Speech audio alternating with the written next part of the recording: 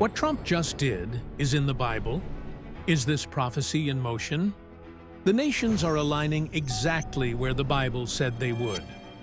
On November 18, 2025, Trump met with Saudi Crown Prince Mohammed bin Salman to finalize alliances that match Daniel and Ezekiel's end times prophecies written 2,500 years ago. You will be shocked when you discover 5 findings that show these diplomatic agreements are positioning the final coalition before the tribulation begins. Number 1. The Abraham Accords, the covenant with many. November 18, 2025. President Trump sits down with Saudi Crown Prince Mohammed bin Salman at the White House. It's the first meeting between these two leaders since 2018. The headlines focus on oil prices, defense contracts, regional stability, but buried in the discussion is something that made every prophecy teacher in the world sit up and take notice. President Trump announced that he will sell F-35 fighter jets to Saudi Arabia. Now, to most people, that's just a weapons deal. Advanced jets, military hardware, defense industry profits.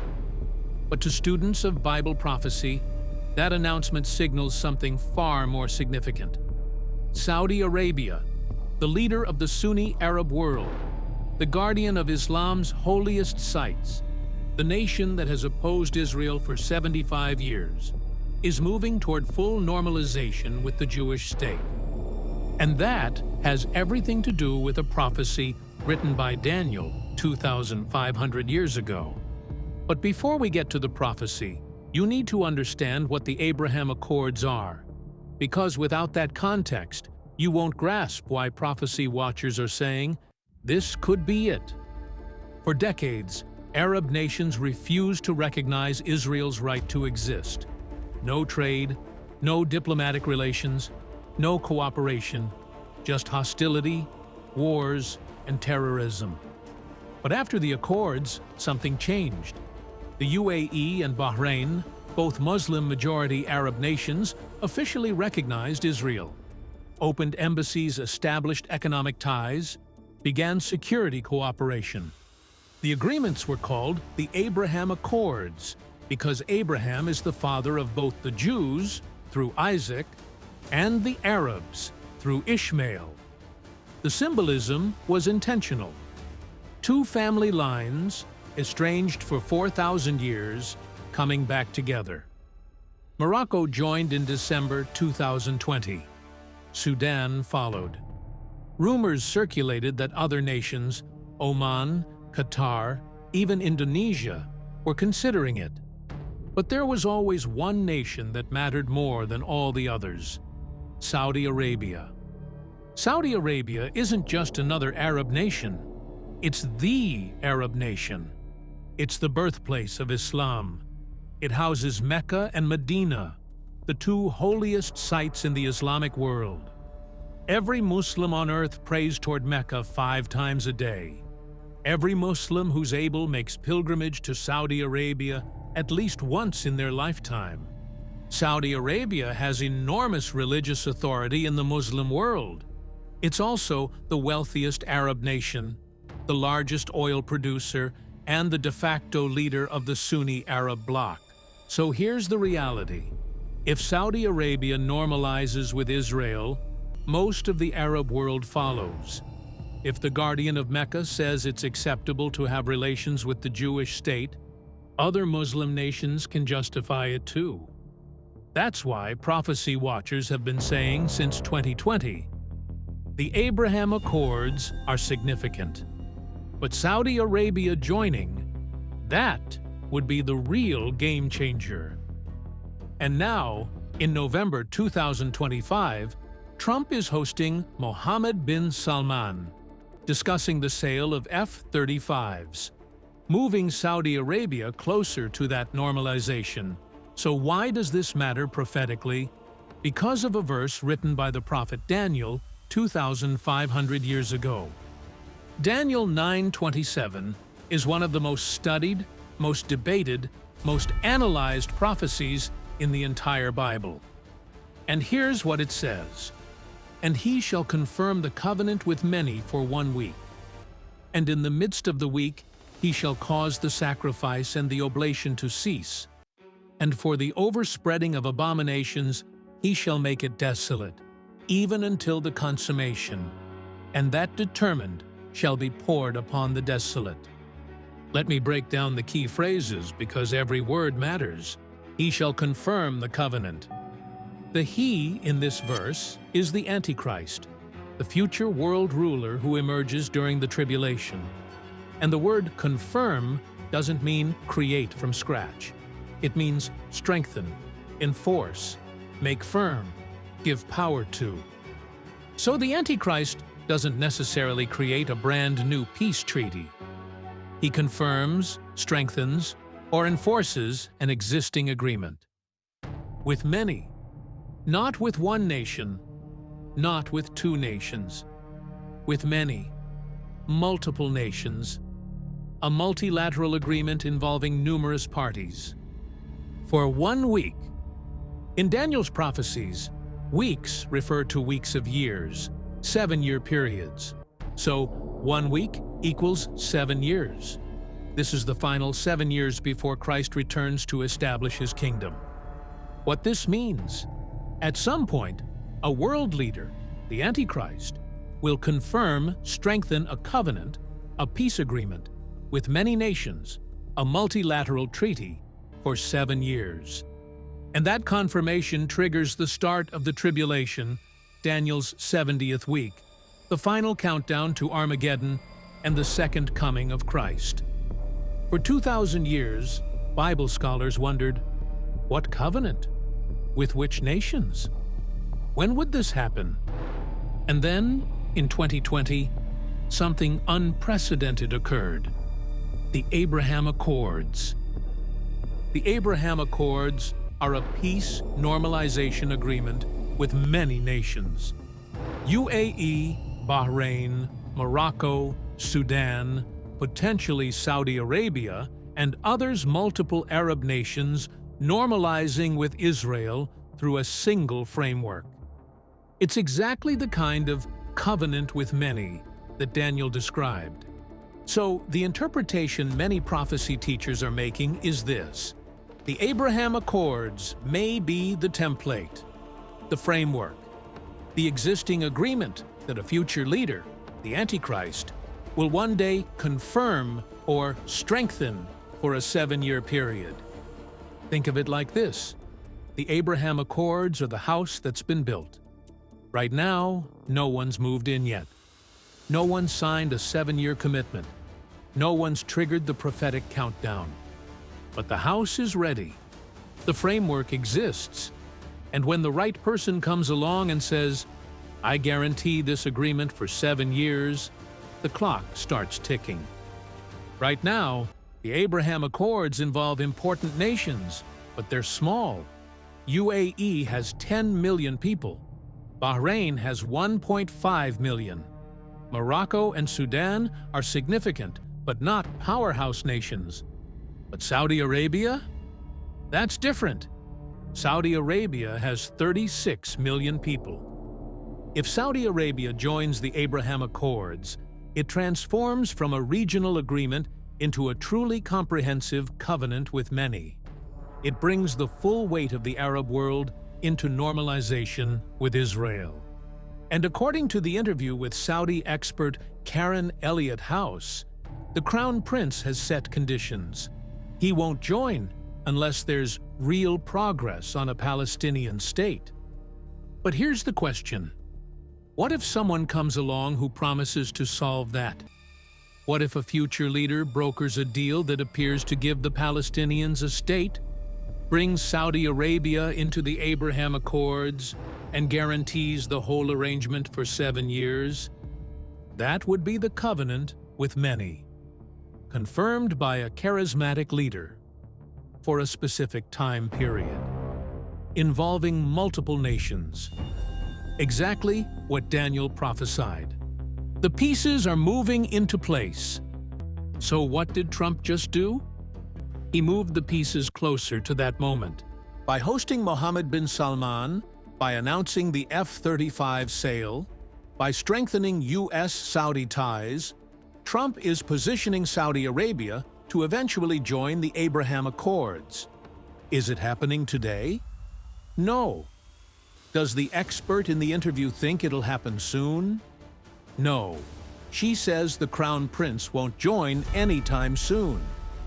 But the fact that it's even being discussed? The fact that it's no longer unthinkable? The fact that Saudi Arabia is being armed by the United States, is moving toward economic cooperation with Israel, is being positioned as a partner rather than an enemy? That's unprecedented. That's historic. And prophetically, that's stage setting. But the Abraham Accords aren't the only prophecy being positioned. Because there's another prophecy, written by Ezekiel 2,600 years ago, that describes exactly which nations will align with Israel and which will oppose it. And when you look at what's happening right now, the match is stunning. Let me show you. Number 2. The Gog-Magog alliance. If you've studied Bible prophecy at all, you've probably heard of the Gog and Magog war. It's one of the most detailed, most specific, most studied prophecies in the entire Old Testament. Ezekiel 38 and 39 describe a massive invasion of Israel by a coalition of nations led by a figure called Gog, of the land of Magog. This invasion happens in the latter years, the end times. For centuries, scholars wondered, who are these nations? When will this happen? What triggers the war? And then, in the last 30 years, something remarkable occurred. The nations Ezekiel listed started aligning exactly as he predicted. Let me show you what the prophecy says, and then let me show you how what Trump just did fits into it perfectly. Ezekiel 38, 1-6, the invading coalition. Ezekiel 38, 1-6.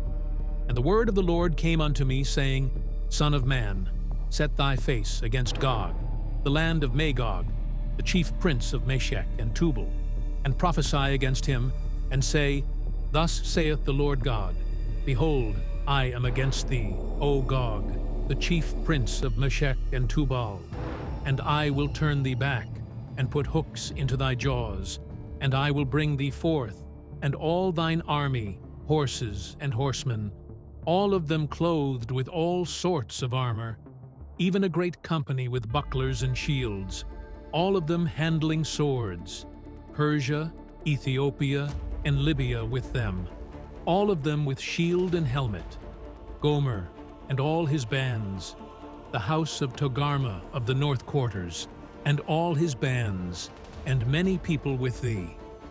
Let me identify these nations using modern geography. Magog, Meshech, and Tubal, ancient regions in what is now Russia and the former Soviet states. Most scholars identify this as Russia and its sphere of influence. Persia, this is the easiest to identify. Ancient Persia is modern Iran. No debate, no ambiguity. Persia equals Iran. Ethiopia and Libya. North African nations. Some scholars include Sudan and other African Muslim nations. Gomer, likely modern Turkey or regions in Eastern Europe. Togarmah, also likely Turkey or Armenia. So the coalition is Russia or a Russia-aligned power, Iran, Turkey, and various North African nations, all invading Israel in the latter days. Here's what's stunning. That exact coalition is forming right now. The nations that protest but don't fight. Ezekiel 38:13. Sheba and Dedan and the merchants of Tarshish, with all the young lions thereof, shall say unto thee, Art thou come to take a spoil? Hast thou gathered thy company to take a prey? To carry away silver and gold, to take away cattle and goods, to take a great spoil. These nations don't join the invasion. They don't send troops. They don't help Israel militarily. They just ask questions. They protest verbally, but they don't act. Who are Sheba and Dedan? This is where it gets specific. Biblical scholars have identified Sheba and Dedan based on ancient geography and historical records. Sheba, an ancient kingdom in the southern Arabian Peninsula. The Queen of Sheba visited Solomon. Her kingdom was wealthy, powerful, and located in what is now Yemen and Saudi Arabia. Dedan, an ancient region in northwestern Arabia, modern-day Saudi Arabia. So Sheba and Dedan are widely identified as the Arabian Peninsula, specifically Saudi Arabia and the Gulf states. And Ezekiel says these nations will protest the invasion, but not join it. They'll ask, "Are you coming to take spoil?" But they won't send armies to defend Israel. Now, look at what's happening right now. Right now, in 2025, Iran, Persia, is Israel's greatest enemy, preparing for confrontation. Saudi Arabia, Sheba, Dedan, is moving toward normalization with Israel. Saudi Arabia is not allied with Iran. In fact, they're rivals. Saudi Arabia armed and wealthy, but not joining Iran's coalition, exactly as Ezekiel predicted. Saudi Arabia protesting and asking questions, but not sending troops to help Israel, exactly as Ezekiel predicted. The alignment is precise. Why the F-35 sale matters prophetically. The F-35 is the most advanced fighter jet in the world. Fifth-generation stealth technology, unmatched air superiority, a game-changer for any nation that possesses it. Selling F-35s to Saudi Arabia does several things. Signals a deep U.S.-Saudi military alliance. You don't sell your most advanced weapons to enemies, only to close allies. Makes Saudi Arabia militarily capable. With F-35s, Saudi Arabia becomes one of the most powerful air forces in the region, but positions them as neutral, not allied with Israel's defense. Saudi Arabia will have the capability to help Israel, but Ezekiel says they won't. They'll protest, they'll ask questions, but they won't fight. A militarily strong Saudi Arabia that has economic, diplomatic ties with Israel, but doesn't send troops when Israel is invaded. That's exactly what Ezekiel 38:13 describes. Number 3. The peace and safety deception. The Apostle Paul wrote a letter to the church in Thessalonica about the day of the Lord, the tribulation period, the final years before Christ's return. And in that letter, he warned about something specific, something that would happen right before sudden destruction comes upon the world. He said people would be saying, "Peace and safety," not "war is coming," not "danger ahead," not "prepare for catastrophe." They'd be saying the exact opposite: peace, safety, security, stability. And then, while those words are still echoing in their ears, while they're celebrating their diplomatic achievements and congratulating themselves on solving ancient conflicts, sudden destruction falls. Like a thief in the night. Like labor pains on a pregnant woman. Inevitable. Unstoppable. Inescapable. Now, here's what makes this prophecy so chilling. It's not just about what happens. It's about the deception that precedes it. The false sense of security. The belief that humanity has finally achieved what it could never achieve before. Peace in the Middle East. And right now, in 2025, that's exactly what world leaders are proclaiming about the Abraham Accords. Let me show you the verse. And then, let me show you why what's happening with the Abraham Accords, with Saudi Arabia, with the Trump administration's Middle East policy, why all of it fits this warning with disturbing precision. The prophecy, 1 Thessalonians 5:1-3. 1 Thessalonians 5:1-3. But of the times and the seasons, brethren, ye have no need that I write unto you. For yourselves know perfectly that the day of the Lord so cometh as a thief in the night. For when they shall say, Peace and safety, then sudden destruction cometh upon them, as travail upon a woman with child, and they shall not escape. Let me break this down phrase by phrase, because every word carries weight. But of the times and the seasons, brethren, ye have no need that I write unto you. Paul is addressing believers, Christians who understand prophecy, people who know the signs. He's saying, you don't need me to explain the timing. You already know. But then he gives them a specific warning anyway, because this particular deception is so convincing, so believable, so widespread, that even believers need to be reminded not to fall for it. For yourselves know perfectly that the day of the Lord so cometh as a thief in the night.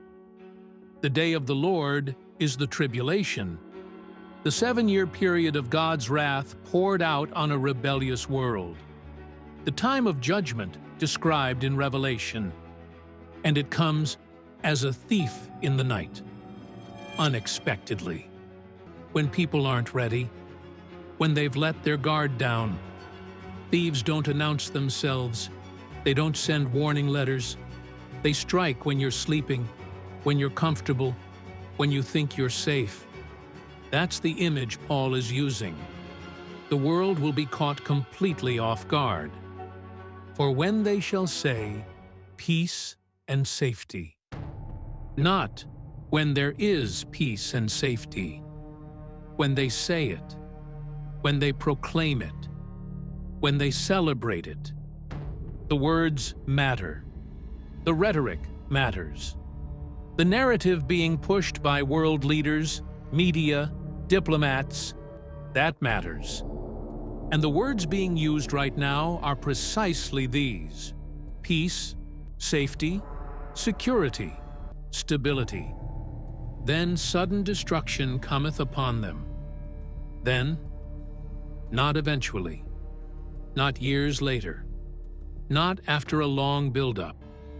Then, immediately, suddenly, while the celebrations are still happening, while the ink on the peace treaties is still wet, while world leaders are congratulating themselves on their diplomatic brilliance, sudden destruction, as travail upon a woman with child. This is a specific image, labor pains. And if you know anything about childbirth, you know 3 things about labor pains. They're inevitable. Once they start, the baby is coming. There's no stopping it, no going back, no canceling the process. They intensify. They start mild, then get stronger, faster, more frequent, each wave worse than the last. They end in delivery. The pain leads somewhere. It produces something.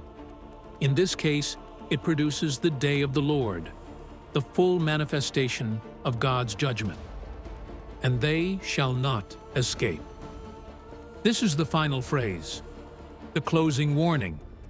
No escape, no way out, no last-minute reprieve. Once the destruction begins, it's too late. The door is shut. The window is closed. The opportunity for salvation has passed.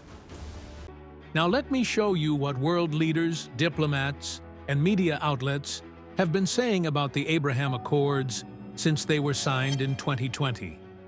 Because the rhetoric matches Paul's warning with stunning precision. From the White House signing ceremony President Trump. We're here this afternoon to change the course of history. After decades of division and conflict, we mark the dawn of a new Middle East. The dawn of a new Middle East. Not just an agreement, a new era, a transformation, a fundamental shift in the region's trajectory. Benjamin Netanyahu, Prime Minister of Israel. This day is a pivot of history. It heralds a new dawn of peace. A new dawn of peace. The same phrase, the same promise. Peace has finally come to the Middle East. Abdullah bin Zayed, UAE Foreign Minister. Today, we are already witnessing a change in the heart of the Middle East, a change that will send hope around the world. Hope, change, peace. The rhetoric is unmistakable. From the United Nations, UN Secretary-General Antonio Guterres, responding to the Abraham Accords, these agreements represent important steps towards peace and stability in the region. Peace, stability, the exact words Paul warned about. From Middle East leaders, Mohammed bin Zayed, Crown Prince of Abu Dhabi, the UAE and Israel have agreed to cooperate towards a better future. We are already witnessing a change in the heart of the Middle East. Bahrain's Foreign Minister. This is a historic breakthrough that will bring peace and prosperity to the region. From international media, headlines from major outlets in 2020. Historic peace. Israel and UAE strike normalization deal. A new era of peace in the Middle East. Abraham Accords bring hope for lasting regional stability. Peace breaking out across the Middle East. Peace, hope, stability, new era. Historic breakthrough. The word peace appears in virtually every statement, every headline, every analysis of the Abraham Accords. And now, in 2025, with Trump hosting the Saudi Crown Prince and discussing F-35 sales, the rhetoric continues. Analysts, if Saudi Arabia joins, it will cement a new security architecture in the Middle East. The narrative is consistent.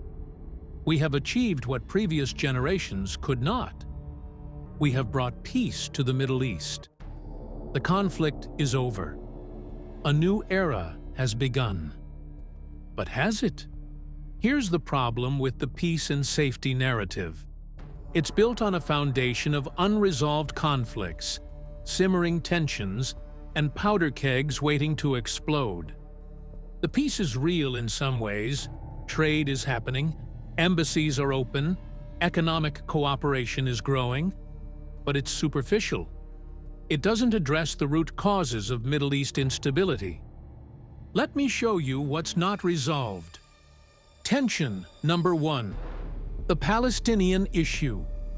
This is the elephant in the room. The Abraham Accords normalized relations between Israel and several Arab nations, but they didn't create a Palestinian state. They didn't resolve the status of Jerusalem. They didn't address refugees, borders, or settlements. In fact, the Abraham Accords essentially bypassed the Palestinian issue entirely. Arab nations said, "We're going to have relations with Israel regardless of whether the Palestinian problem is solved." That infuriated the Palestinians. They felt abandoned by their Arab allies, betrayed by nations that once championed their cause. And according to the interview with Karen Elliott House, Saudi Arabia's Crown Prince has said explicitly he won't join the Abraham Accords unless there's real progress on a Palestinian state. But when asked if she thought that would happen, House said, "I don't see that happening any time in the near future." So what happens? Does Saudi Arabia join anyway and abandon the Palestinian condition? Does someone broker a miraculous deal that appears to solve the problem? Does a future leader promise a solution that sounds good, but ultimately proves false? The Palestinian issue is unresolved, and as long as it's unresolved, the peace is incomplete. Tension number 2. Iran's existential threat. Iran has not changed its position at all. The Abraham Accords didn't change any of that. If anything, they made Iran more aggressive, because now Iran sees a growing coalition aligned against it. Israel, UAE, Bahrain, potentially Saudi Arabia, all backed by the United States. Iran feels threatened, isolated, surrounded, and threatened, isolated, surrounded nations don't surrender. They lash out. And here's another issue most people miss. The Abraham Accords and the U.S. weapons sales that accompany them are fueling a massive arms race. UAE bought F-35s as part of their deal. This isn't the first time in history that peace and safety preceded sudden destruction. Let me show you some chilling historical parallels. Example number 1. Peace for our time. 1938. September 30th, 1938. British Prime Minister Neville Chamberlain returns from Munich, Germany, where he just negotiated an agreement with Adolf Hitler. Chamberlain stands before the cameras, waves a piece of paper, and declares, "My good friends, for the second time in our history, a British Prime Minister has returned from Germany bringing peace with honor. I believe it is peace for our time. Peace for our time. Safety secured through diplomacy. Conflict averted through negotiation." The crowds cheered. The newspapers celebrated. The world breathed a sigh of relief. And less than 1 year later, and World War II began. Now here's what you need to understand. This isn't accidental. The peace and safety deception isn't just people being naive. It's part of the enemy's strategy. Satan wants the world lulled into complacency. He wants people believing everything is fine. He wants them distracted by prosperity, peace agreements, and diplomatic achievements. Why? Because Jesus said to watch and be ready. And if you think everything is fine, you stop watching. The Antichrist will use peace as a weapon. Daniel 8:25 describes the Antichrist this way, "And through his policy also he shall cause craft to prosper in his hand, and he shall magnify himself in his heart, and by peace shall destroy many. He also shall stand up against the prince of princes, but he shall be broken without hand. By peace shall destroy many." Not by war, not by violence, by peace. The Antichrist will come as a peacemaker, a diplomat, a problem solver. He'll broker agreements that seem to solve ancient conflicts. He'll be celebrated as the greatest leader in human history. And through that peace, he'll destroy many. How? By lulling them into false security, by getting them to lower their defenses, by making them believe the age-old conflicts are finally over. And then, when they're comfortable, when they're celebrating, when they're not watching, he'll reveal his true nature. He'll break the covenant. He'll demand worship. He'll unleash the Great Tribulation. Peace and safety. Sudden destruction. The Abraham Accords could be the template. Now, are the Abraham Accords the Antichrist's covenant? No, because the Antichrist hasn't been revealed yet. But could they be the template? Could they be the framework he uses? Absolutely. Imagine this scenario. A charismatic world leader emerges. He sees the Abraham Accords. this existing framework of Arab-Israeli normalization.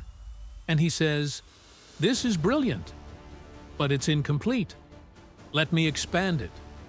Let me bring in Saudi Arabia, Pakistan, Indonesia.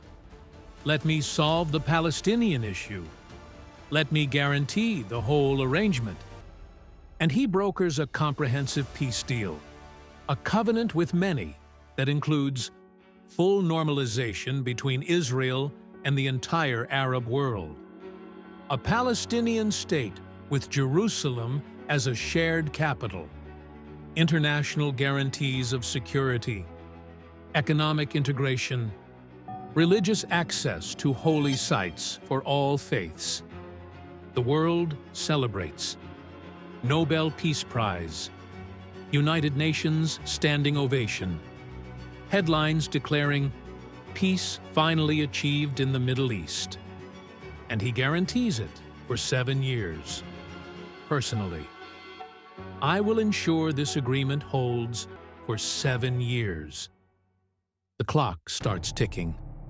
For 3.5 years, it works. Peace, prosperity, stability. Exactly what was promised. And then, in the middle of the 7 years, he breaks the covenant, reveals himself as the Antichrist, demands worship, defiles the temple, unleashes the Great Tribulation. Peace and safety.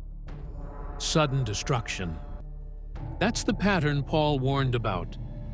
And the Abraham Accords provide the perfect template for exactly that kind of deception. Let me show you why this deception is so effective. Why people fall for it. Why even smart, informed, cautious people will be caught off guard.